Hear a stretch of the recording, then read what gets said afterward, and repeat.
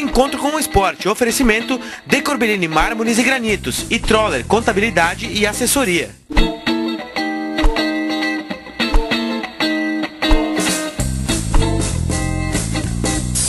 Olá pessoal, estamos aí de novo com mais um Encontro com o Esporte nesta segunda-feira, que é sempre repleta de muito esporte, muita informação aqui. E hoje, sem perder tempo, vamos logo apresentar a nossa convidada, Bruna dos Santos, campeã pan-americana de pádel. Seja muito bem-vinda. Obrigada e eu agradeço desde já a oportunidade. Pois é, né, Gasparotto? A Bruna é mais um exemplo da potencialidade e da democracia esportiva que o nosso Vale Taquari tem, né? Rodrigo, quando o 7 de setembro colocou em reunião que estaria promovendo mais uma atividade esportiva aqui na cidade, com a inclusão do pádel, muitas pessoas acharam assim que seria um esporte que não ia dar certo aqui na cidade.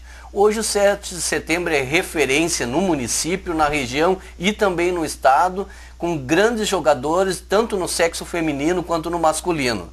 Haja visto que a nossa Bruna, ela já é campeã pan-americana e temos outros valores lá, como o Minuzinho Velto, que já foi convocado também pela seleção brasileira, e decisão acertada e muito lá pela diretoria lá do 7 de setembro.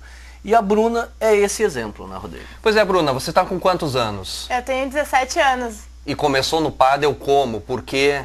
Eu comecei no pádel, eu tinha 13 anos e pelo hobby mesmo. Eu gosto de esporte e como o clube, eu sou sócia há tempo, por causa da família, e como o clube sugeriu mais essa modalidade, eu comecei a praticar, né, junto com o Minuzinho, que foi um dos grandes incentivadores para mim continuar, né?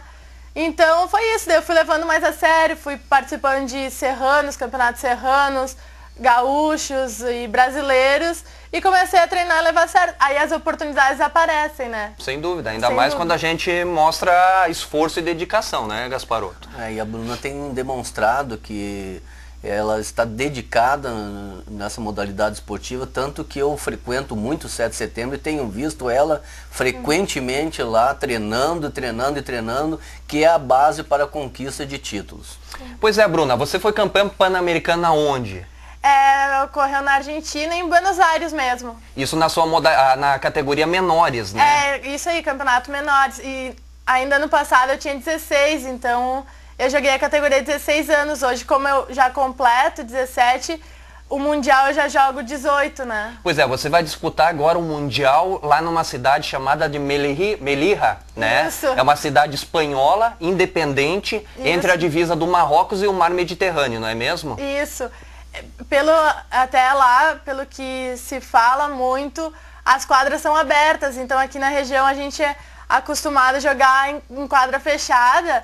E piso, né? Lá, pelo que muito se comenta, as quadras são abertas e é grama sintética. Grama sintética. Então o jogo, eu nunca joguei, mas o jogo deve ficar diferente, mais lento, né? Tá na bastante expectativa? Sim, muito. Agora na reta final, né?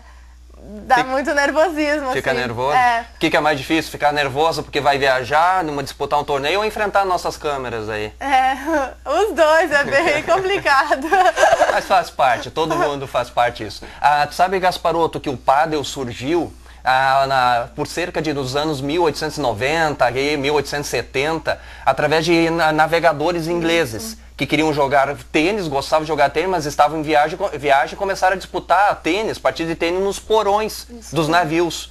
E aí que surgiu o pádel. Mas o esporte ainda não é um esporte olímpico, Gasparotto. Apesar de ter muitos praticantes no mundo inteiro, ainda não é um esporte olímpico. Rodrigo, os espanhóis, os mexicanos que introduziram na realidade, né, o esporte aqui no Brasil, né? E aqui no Rio Grande do Sul fomos ter as primeiras quadras só em 1988, lá em Jaguarão e Livramento, onde tivemos as primeiras quadras. Posteriormente, Porto Alegre, Novo Hamburgo e outras cidades gostaram, né, do pádel e acabou chegando aqui Lajeado e hoje é a nossa referência. Sabe que na Argentina o pádel é o segundo esporte mais popular, atrás apenas do futebol. E já que entramos no assunto futebol, nós vamos tocar agora naquele que é o preferido aqui da região, nosso lajeadense, que conquistou mais uma vitória e mais uma vitória como visitante, né, Gasparotto? Rodrigo, fomos lá em Nova Prata.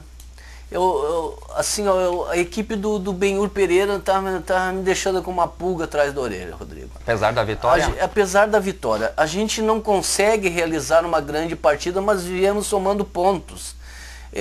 Então a gente quase sempre é questionado na rua, mas esse time é melhor que o outro time que nós tínhamos? Nós vamos conseguir ter um bom time para o gauchão?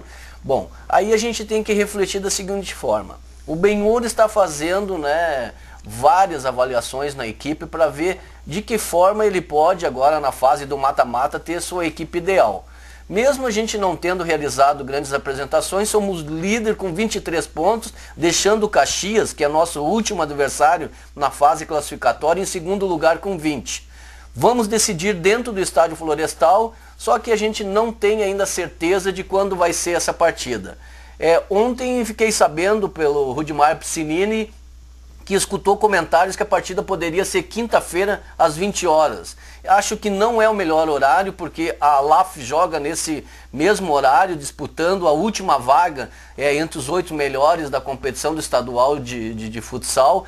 E eu acho que, na realidade, Rodrigo, deveríamos assim então optar por jogar às 15 horas ou 18 horas, mas não no mesmo horário que outra decisão dentro da cidade. E não depois de um feriado, de Dia das Crianças, onde que os pais já vão ter saído com as suas crianças para passear, gastado um pouquinho daquele dinheirinho, daí ter que levar ainda a criança lá, quem sabe, pro Florestal, que quer acompanhar o nosso lajadense, ainda ter que gastar isso, né, com...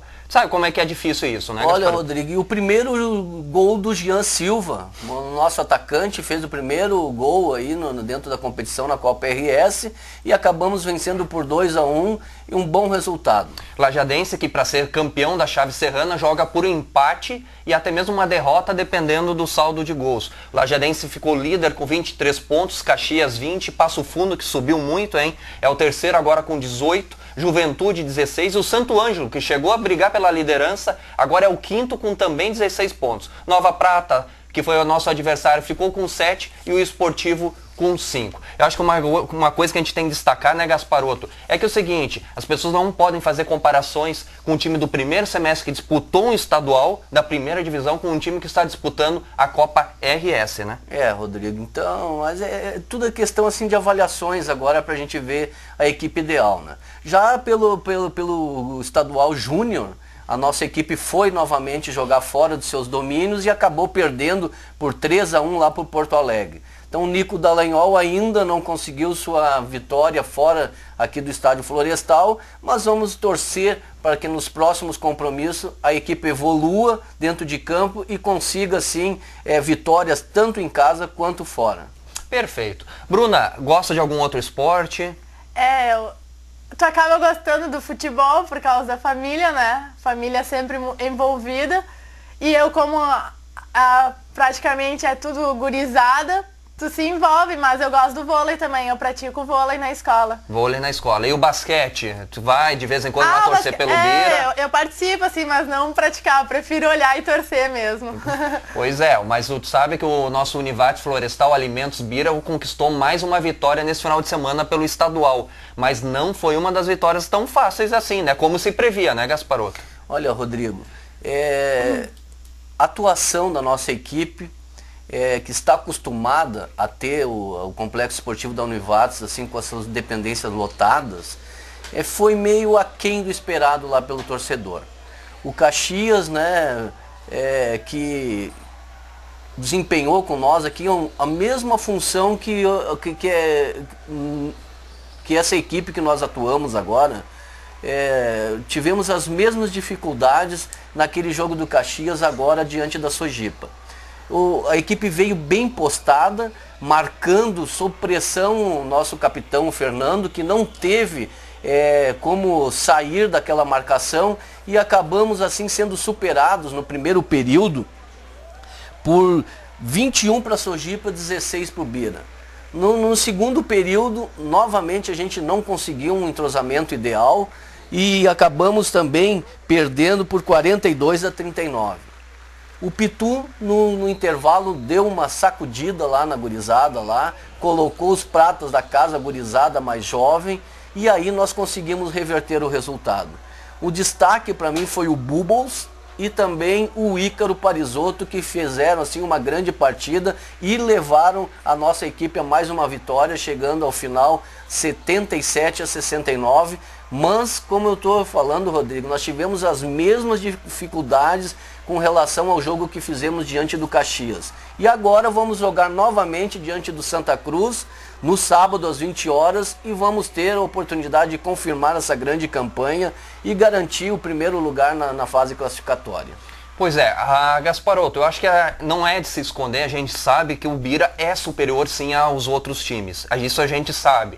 O que a gente precisa ter cuidado é para que essa superioridade não entre em quadra junto e acabe atrapalhando o nosso desempenho, dá para assim dizer. Eu acho que a gente sabe que sempre quando há um favoritismo extremo, acaba se jogando contra, né? Uma coisa assim importante ressaltar, Rodrigo, é a presença do público. O Fernando, quando esteve aqui na nossa bancada, em entrevista, já salientava assim que a equipe lá fica com uma motivação muito maior quando está com a torcida lá prestigiando. E agora, o fato de ter somente em torno de 400 torcedores, que na realidade é um bom número de torcida, né? Eu acho que o pessoal ficou assim, meio desacreditado, assim, e custou para entrar no jogo.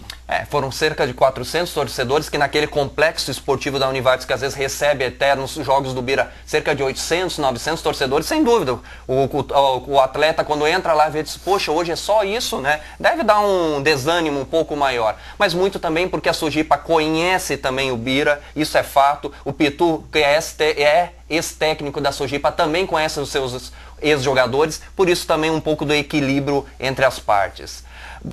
Bruna, o que tu já aprontou a mala? Quando é que tu viaja? Tá em fase de acabamento ainda a mala, né? Mas eu viajo dia 14, sexta-feira, às 2 horas da tarde. Perfeito. Então a gente vai para um rápido intervalo agora, vamos tomar nosso fruquito laranja aqui, que está com uma saída muito grande. Daqui a pouco a gente volta então para conversar um pouquinho mais sobre a Bruna e sobre tudo aquilo que ocorreu de esporte aqui no Vale Taquari nesse final de semana. Até daqui a pouco.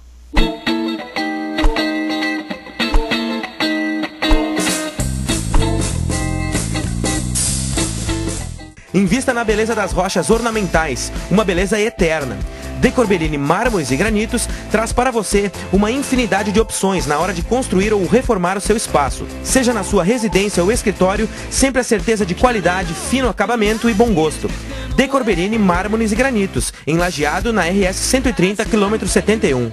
Alimentos fresquinhos, direto do campo para a sua mesa. Confira os horários e locais da Feira do Produtor Rural de Lajeado. Sua saúde e seu bolso agradecem. É o governo de Lajeado incentivando a agricultura familiar e contribuindo para trazer saúde à mesa dos lajeadenses. Governo de Lajeado, compromisso com a comunidade. A felicidade e o futuro do seu filho está aqui. Colégio Melinho, número 1 do Enem Vale do Taquari. Matrículas abertas. Educação infantil. Ensino fundamental e médio. Totalmente apostilados. Dê um presente para o seu filho. O futuro. Colégio Melinho, em Lajeado. Pensou em trajes? Pensou em Teva. Nas lojas Teva você encontra a melhor linha de trajes do Brasil. Com qualidade excepcional e caimento perfeito, os trajes Teva se tornaram o primeiro nome na mente dos homens mais elegantes da cidade. E agora, com a promoção de trajes Teva, ficou ainda mais fácil andar na moda. Passe nas vitrines das lojas Teva e confira. Quem compara preço e qualidade, escolhe os trajes das lojas Teva.